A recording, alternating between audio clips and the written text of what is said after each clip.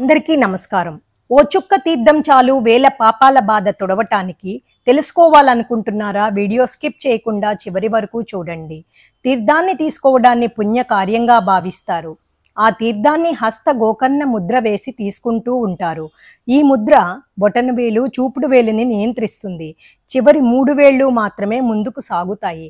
మన చేతి 3 వేళ్లను ముద్ర వేసి తీర్థం తీసుకోవటం సాంప్రదాయమే కాదు, ఇది ఒక శాస్త్రం కూడా.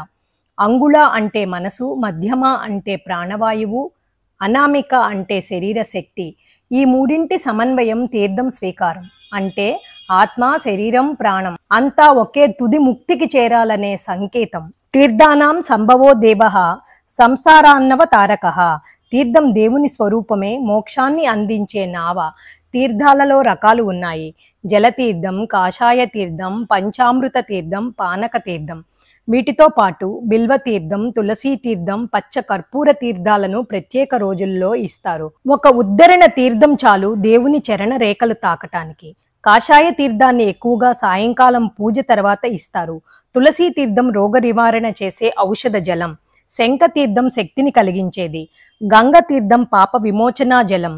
పాదోదకం దేవుని ముద్ర దాల్చిన చరణామృతం. పానక తీర్థం స్వీకరించటం వల్ల అన్ని రంగాలలో విజయం సాధిస్తారు. పంచామృత అభిషేకం చేసిన తీర్థం స్వీకరించటం వల్ల మనం చేసే ప్రయత్నాలన్నీ విజయవంతంగా సాగుతాయి. ఎన్ని ఉపయోగాలు ఉన్నాయి తీర్థాలలో. తీర్థం తాగే ప్రతిసారి కేశవాయ నమః, నారాయణాయ నమః, మాధవాయ నమః అంటూ ఉంటారు. ఎందుకు? ఇది శ్రీమంతుడైన విష్ణువు 3 రూపాల సమ్మేళనం. కేశవుడు మన పాపాలని తొలగించే దయామయుడు. నారాయణుడు మన రక్షకుడు. మాధవుడు కాలాన్ని నియంత్రించే తత్వం. ఈ ముగ్గురి నామాలు తీర్థంలో ప్రాణం పోస్తాయి. అకాల మృత్యు హరణం, సర్వవ్యాధి నివారణం, సమస్త పాప క్షయకరం, శ్రీ పరమేశ్వర పాదోదకం పావనం శుభం.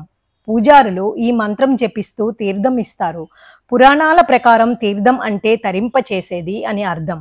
దీనిని 3 సార్లు తీసుకుంటే భోజనం చేసినంత శక్తి వస్తుంది అంటారు. కుడి చేతిలో తీర్థం స్వీకరించిన తర్వాత ఆ ఎంగిలి చెయ్యి తలపై రాయరాదు. ఎందుకంటే పురాణాల ప్రకారము బ్రహ్మస్థానం. చేయి రాయడం వలన ఎంగిలి చేతిని బ్రహ్మకు అర్పించిన వారం అవుతాము. ఎందుకంటే అది శుభ నిశ్చిత శౌచం కాదని శాస్త్రం చెబుతుంది. అది మన మస్తిష్కంపై ఆశీస్సుల జలధార. తుడవడం అంటే దైవకృపను త్రోసివేయటం. కాలాన్ని శుద్ధి చేస్తుంది ఓ చుక్క తీర్థం. కల్మషాన్ని దహించేస్తుంది దేవుని చరణ జలది. తీర్థాన్ని నీళ్లు అనవద్దు, అది ఒక జ్ఞాపకం. దేవుని చరణం తాకిన జ్ఞాపకం. అది మన పాపాలను కరిగించే వరం. దాన్ని హృదయపు పుణ్యపాత్రలో నిలిపెయ్యాలి. తీర్థం తీసుకునేటప్పుడు నోటి నుండి శబ్దం ఎందుకు చేయకూడదు? తీర్థం అనేది దేవుని చరణాలకు సంబంధించిన పవిత్ర జలం. మనం దానిని మౌనంగా, వినయంగా, ప్రణామంగా తీసుకోవాలి. నోటి శబ్దం అంటే అసంయమన, నిర్లక్ష్యం అవుతుంది. శబ్దం అంటే విచలనం. తీర్థ స్వీకార సమయాన అంతర్శాంతి అవసరం. భౌతికంగా చూస్తే నోటి శబ్దం వాయువు బయటికి రావడం, ఆ సమయంలో ముక్తంగా ఆ స్వరం బయటకు పోతే మన ప్రాణశక్తి సర్దుబాటు చెడుతుంది. తీర్థాన్ని తాగేటప్పుడు ప్రాణశక్తి అంతా లోపలికి గ్రహించాలి. అందుకే మౌనం అవసరం. మౌనం పరమ తపః. మౌనం అంటే తపస్సు లాంటి శుద్ధి. తీర్థం తీసుకునే క్షణం దేవుని సమక్షంలో ఉండే క్షణం. అప్పుడు మన మాట కాదు, భావమే మాట్లాడాలి. భక్తి దృష్టితో చూస్తే తీర్థం తీసుకునేటప్పుడు మనం మాట్లాడేది అది ఆశీర్వాద జలాన్ని తక్కువగా చూసినట్టు అవుతుంది. అది మన ఆత్మ తలుపులు తెరిచే సమయం. అక్కడ మాటలు అడ్డుపడకూడదు. శాస్త్రసమ్మతమైన భావన. తీర్థం అంటే కేవలం నీరు కాదు, అది మంత్రాలతో అభిషేకించబడిన ప్రాణశక్తి. నువ్వు శబ్దం చేస్తూ తాగితే ఆ ప్రాణశక్తిని పూర్తిగా లోపలికి గ్రహించలేవు.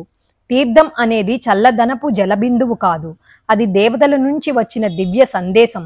తలపై పెట్టేది కాదు, తాకే దైవత్వం. చల్లగా పడ్డ చొక్కలా అనిపించిన ప్రతిసారి మనలోని మలినాలు మనకు గుర్తు చేస్తుంది. ఓ చుక్క తీర్థం మనిషిని మహర్షిగా మార్చే ఆధ్యాత్మిక స్పర్శ మన చేతుల్లో ఉందని మరిచిపోకూడదు. మీకు నచ్చితే లైక్ చేయండి, షేర్ చేయండి, సబ్స్క్రైబ్ చేయండి. మీతో అనురాధ కంచర్ల. ఓం తస్సత్.